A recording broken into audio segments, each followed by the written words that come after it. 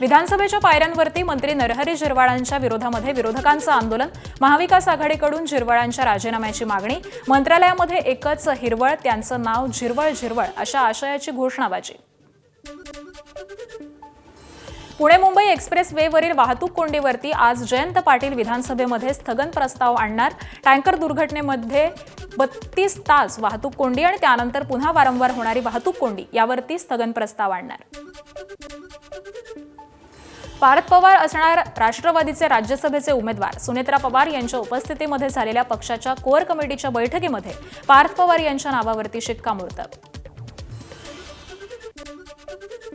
राज्यसभा निवडणुकीसाठी भाजपच्या कोअर कमिटीची आज महत्त्वाची बैठक. भाजपकडून 4 उमेदवार देण्यात येणार. यामध्ये रामदास आठवले यांचं नाव जवळपास निश्चित. इतर 3 जागांसाठी विनोद तावडे, विजया रहाटकर, धैर्यशील पाटील यांच्या नावाची चर्चा आहे. प्रदेश भाजपच्या कार्यकारिणीची प्रदेशाध्यक्ष रवींद्र चव्हाणांकडून घोषणा. 12 उपाध्यक्ष, 6 सरचिटणीस, 12 चिटणीसांसह युवा मोर्चाच्या अध्यक्षांची घोषणा. केशव उपाध्ये पडळकर, अर्चना पाटील साकुरकर, सुजय विखे उपाध्यक्षपदी तर नवनाथ बन यांच्याकडे मुख्य प्रवक्तेपद. मनसे अध्यक्ष राज ठाकरे यांनी बोलावली नेत्यांची बैठक. थोड्याच वेळामध्ये शिवतीर्थ या निवासस्थानी बैठक होणार आहे. ज्येष्ठ नेते शरद पवार यांना उद्या डिस्चार्ज. तब्येत उत्तम असल्याची रुबी हॉस्पिटलचे डॉक्टर परवेज ग्रँट यांची माहिती. छातीमध्ये झालेलं इन्फेक्शन, मात्र आता पूर्ण रिकव्हरी, डॉक्टरांचं स्पष्टीकरण. मुंढवा जमीन घोटाळा प्रकरण मुख्य आरोपी शीतल तेजवाणीकडून अटक बेकायदेशीर असल्याचा दावा. तर शीतल तेजवाणी तपासामध्ये सहकार्य करण्यास नकार देत असल्यानं अटक केल्याचा पोलिसांचा हायकोर्टामध्ये युक्तिवाद. न्यायालयानं निकाल राखून ठेवलाय. मुस्लिम समाजाचं 5% शैक्षणिक आरक्षण प्रमाणपत्र स्थगित करण्याच्या राज्य शासनाच्या निर्णयाला हायकोर्टामध्ये आव्हान. 9 मार्चला सुनावणी होणार. भाजप नेते किरीट सोमय्या आज मालेगाव दौऱ्यावरती. मालेगावच्या महापौर, उपमहापौरांच्या सोमय्यांच्या दौऱ्याला विरोध आहे. सोमय्यांना कुठलीही माहिती न देण्यासंबंधी आयुक्तांना पत्र दिलंय.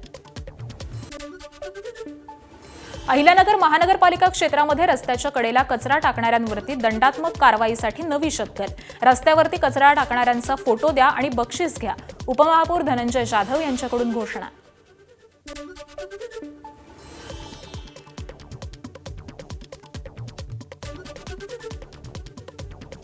बीडच्या गेवराईनंतर आता नेकनूरमध्ये देखील छत्रपती शिवाजी महाराजांचा अनधिकृत अश्वारूढ पुतळा उभारला. शिवाजी चौकामध्ये शिवप्रेमींनी परवानगी न घेताच हा पुतळा उभारण्यात आलेला आहे.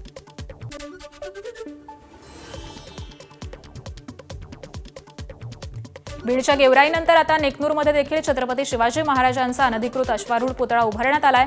शिवाजी चौकामध्ये शिवप्रेमींनी परवानगी न घेताच हा पुतळा उभारलेला आहे. मोहोळ शहरामध्ये विनापरवानगी छत्रपती संभाजी महाराजांचा पुतळा बसवल्याचं प्रकरण. अज्ञात व्यक्तीविरोधामध्ये गुन्हा दाखल. नॅशनल हायवेचे प्रकल्प उपप्रबंधक मुकेश कुमार यांच्या फिर्यादीवरून हा गुन्हा दाखल.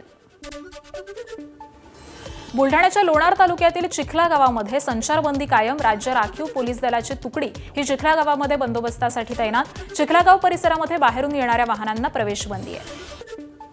लॉरेन्स बिश्नोईच्या नावानं बोरिवलीतील ज्वेलर्स व्यावसायिकाकडे 30 लाख रुपयांची खंडणीची मागणी. आंतरराष्ट्रीय क्रमांकावरून मेसेज आणि व्हॉट्सअपवरती कॉलद्वारे धमक्या.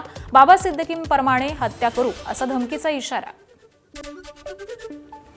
डीपी बॉक्समधील तांब्याच्या तारेची चोरी करणारी टोळी साताऱ्यातील वाई इथं अटकेमध्ये. कारवाईमध्ये पोलिसांनी जप्त केलाय 17 लाख रुपयांचा मुद्देमाल. आरोपींकडून 300 किलो तांब्याची तार, गुन्ह्यामध्ये वापरलेली 2 दुचाकी आणि 4 चाकी वाहन आणि 5 मोबाईल हस्तगत करण्यात आलेत.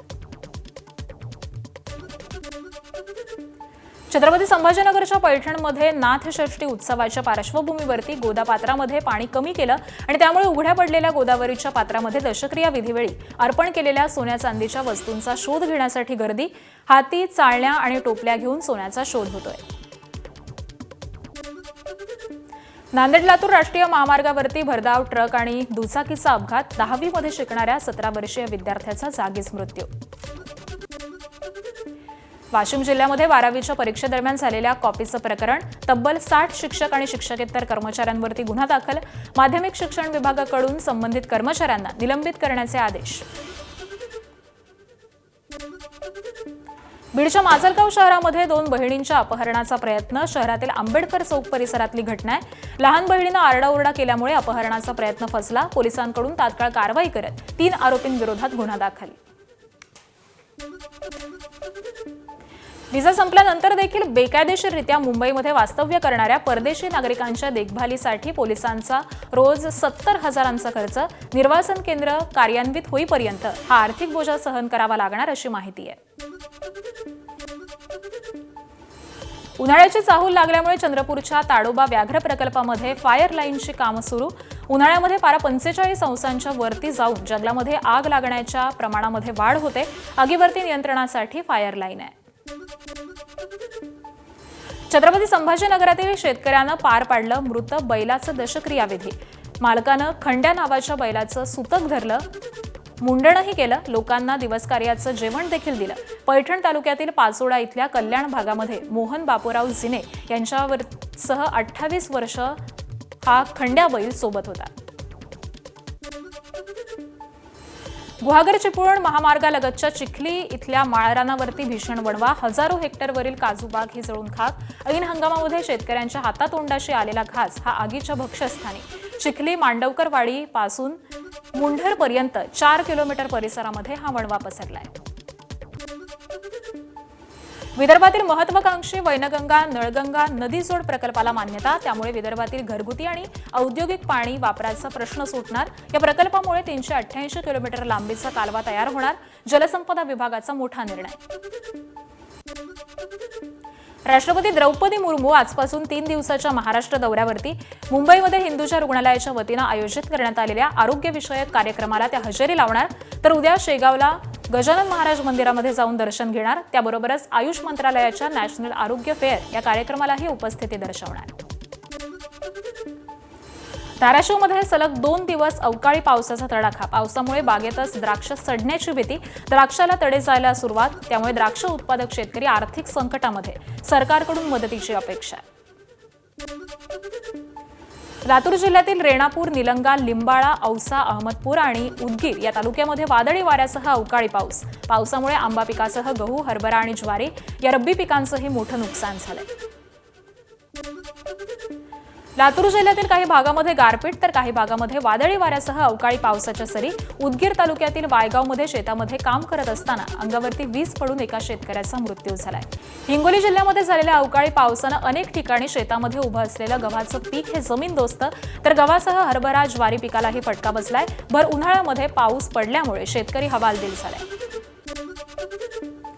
वर्ध्याच्या समुद्रपूर तालुक्यातील माणगाव परिसरामध्ये गारपिटीचा तडाखा. हिंगणघाट तालुक्यातील काही गावांना देखील तुरळक गारपिटीचा तडाखा. गारा त्याबरोबरच वादळी वाऱ्यामुळे गहू, हरभरा आणि ज्वारीसह रब्बी पिकांचं नुकसान झालंय. एबीपी माझा, उघडा डोळे बघा नीट.